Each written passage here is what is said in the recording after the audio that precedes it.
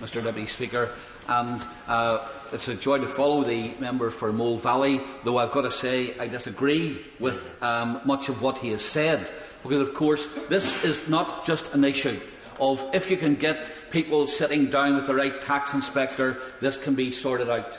I think the debate today has shown that there's a deep-rooted problem right at the heart of this issue, namely that something which people entered into fully aware of the kind of scheme that they had, but understanding that it was fully legal, and then suddenly find that they're faced with huge tax bills, and many people are finding themselves hitting their head against the brick wall of officialdom with frustration, anger and fear, and something which I think, as we have discussed here today, it needs sorted out not at some official level, but it needs sorted out at government level and ministerial decision.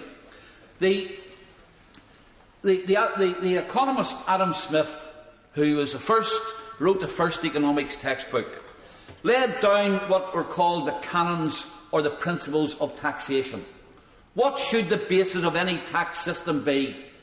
And he mentioned three things. First of all, there should be certainty. Secondly, there should be fairness. And thirdly, there should be convenience. And if we look at what is happening with this loan charge, we can see that all of those principles of taxation, the rules for good application of tax, have been broken. Many of these people who entered into these schemes entered in, many because they did want to reduce their tax bill, and that's perfectly legitimate. There's a difference between tax avoidance and tax evasion, and I don't think anyone here today has advocated that if people have been evading their taxes, then they shouldn't be pursued. But some of them were forced to enter these schemes. They couldn't have got employment otherwise. In fact, in the evidence we got at the APG, there was evidence that even HMRC were taking on contractors, who in turn then took on employees, and who paid them and insisted they had to be paid by these remuneration schemes.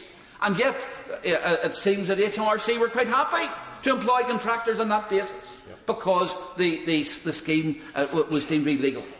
And I believe that there are a number of members have gone through them, but let me just reiterate some of them. First of all, I don't believe that this scheme and the loan charge meets the criteria of ensuring that there is certainty for taxpayers. It is retrospective, and no matter how the Minister tries to wriggle on it, if you impose tax on a loan balance today, and that loan balance has been built up over a number of years, and it's been built up over a number of years because people thought that it was okay to be paid in that way, then the tax which people are going to pay today is retrospective, or being demanded is retrospective. I thank the honourable gentleman for giving way. He's making the point about the loan charge actually being a current liability, which is obviously the government's argument. But does he agree with me that actually what our constituents need is clarity about what recourse they have for the advisers that told them to go for these schemes, and clarity from HMRC about the options for refinancing and what protections they have as citizens? And of course, the other point about the retrospective nature is that many of those people thought they had put in their tax returns, they had given all of the information, they hadn't been told there would be an inquiry into their tax affairs, so of course they believed that what they were doing was perfectly legal, and the payments which they had would not be subject to additional tax already. And it brings me to the second point, and that's the issue of the second issue of certainty. Because many of those who give evidence were told that they were given tax bills for years that didn't even work. They were given tax bills for sums that didn't seem to coincide with what they'd earned. And indeed, in some cases, they found that they were told it was just an estimate. In fact, one of the people who gave evidence told us that when she queried it, she said, well, the HMRC said, well, that's what most other people are paying. And this is how the tax bill has been worked out in some cases. So there was no degree of certainty, because it wasn't related very often to even the years that people worked or the income which they had earned. In terms of fairness, now I do come to the point which the member made. Is it fair that the people who promoted these tax schemes, none of them have been pursued? The people who are being pursued are the people who were the recipients, and sometimes, and some occasions, as I already said, forced into it. They couldn't have got employment otherwise. The employer said, this is the way you'll get paid, and this is what you'll have to do. And yet, the promoters of those schemes, many of them who were offshore, many of them who are now no longer in business, are not being pursued. And the people who are being faced with the tax liability are those who were, in many occasions, that was the only way they could get employment. In fact, some of the evidence that we got at the committee was that if people did not settle, then they might be subjected to being taxed not just on the money which they received, but the fees which were taken off them by those who have now disappeared. Now, is that fair? And I suppose it comes to we'll come to the third point, and that is the convenience.